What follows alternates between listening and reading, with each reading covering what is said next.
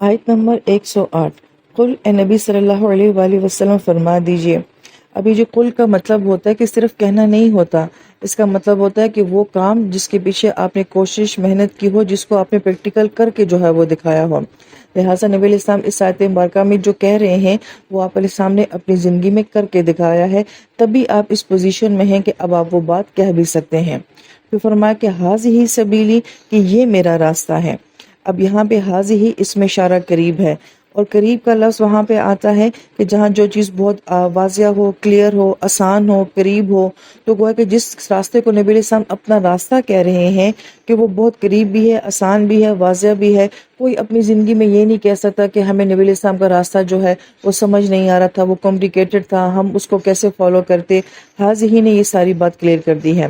سبیل پھر کہا جاتا ہے وہ راستہ جس کے اوپر چلنا جو ہے وہ بہت آسان ہو، تو نبی علیہ السلام نے فرما دیا ہے کہ یہ میرا راستہ ہے۔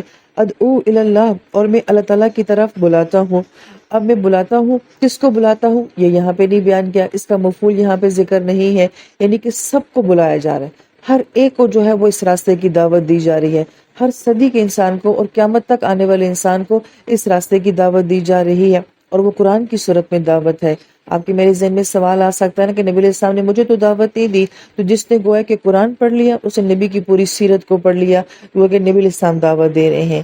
اور پھر ادعو کو مضارع کا صیغہ ہے، گویا کہ یہ دعوت مسلسل جو ہے وہ نبی علیہ السلام کی طرف سے دی جا رہی ہے، ہر صدی میں دی جا رہی ہے، اور کسی نہ کسی طریقے سے لوگوں تک یہ دعوت جو ہے وہ پہنچ رہی ہے۔ پھر ادعو کا لفظ جو ہے دعوت سے ہے، دعوت میں ہم مال بھی خرچ کرتے ہیں اور جانی محنت بھی کرتے ہیں، پکاتے بھی ہیں، پھر سامنے والے کو عزت اکرام کے ساتھ بلاتے بھی ہیں، کھلاتے بھی ہیں۔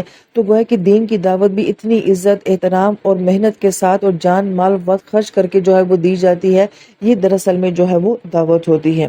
اللہ بصیرت، اور یہ دعوت جو ہے میں پوری بصیرت کے ساتھ دے رہا ہوں، یعنی کہ محض جذباتی انداز میں تمہیں نہیں کہہ رہا کہ یہ میرا راستہ ہے اور تم اس راستے کے اوپر چلو، میں تمہیں دعوت دے رہا ہوں، بلکہ میں پورے ویژن کے ساتھ، دلیل کے ساتھ، حکمت کے ساتھ، لاجک کے ساتھ میں اس راستے کے اوپر قائم ہوں، اور تمہیں بھی جو ہے وہ اس بات کی دعوت دے رہا ہوں۔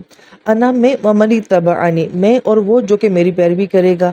یہ نبی علیہ السلام نے یہاں پہ اپنی امت کو اعزاز دیا ہے کہ جو کام میں کر رہا ہوں نا وہ میرا امتی بھی کرے گا۔ میں اور میرا امتی جو ہے وہ ایک پیج پہ ہیں، ایک راستے پہ ہیں، ایک سوچ پہ ہیں، ایک مقصد پہ ہیں۔ کیا واقعی ایسا ہے؟ میں بھی تو نبی علیہ السلام کی امتی ہوں۔ کیا وہی راستہ میرا راستہ ہے جو میرے نبی کا تھا؟ اور جس طرح سے نبی علیہ السلام اس راستے پہ تھے، کیا اسی ویژن کے ساتھ اور اسی کلیئرٹی کے ساتھ میں بھی اسی راستے کے اوپر ہوں؟ وسبحان اللہ، اور اللہ تعالیٰ کی ذات جو ہے وہ ہر طرح کی شرک سے پاک ذات ہے۔ وما انا من المشرکین، اور میں کسی بھی طرح کا اللہ تعالیٰ کے ساتھ شرک کرنے والوں میں سے نہیں ہوں۔ گویا کہ آپ علیہ السلام یہاں پہ شرک سے بیزاری کیوں فرما رہے ہیں کہ میں اپنی زندگی میں کبھی کوئی ایسی بات کہوں، میں اس سے اللہ تعالیٰ کی پناہ میں آتا ہوں کہ وہ بات جو اللہ تعالیٰ کے معیار کی نہ ہو، جو اللہ تعالیٰ کی شان کے مناسب نہ ہو۔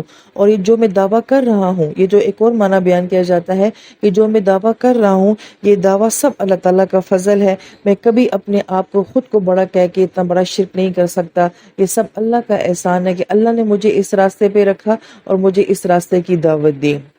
اگر آپ غور کریں تو آیت کا پہلا حصہ جو ہے وہ فل کانفیڈنس ہے، لیکن آیت کے آخری حصے میں بہت عاجزی ہے، اور ان دونوں چیزوں کا ساتھ ساتھ ہونا بہت ضروری ہوتا ہے۔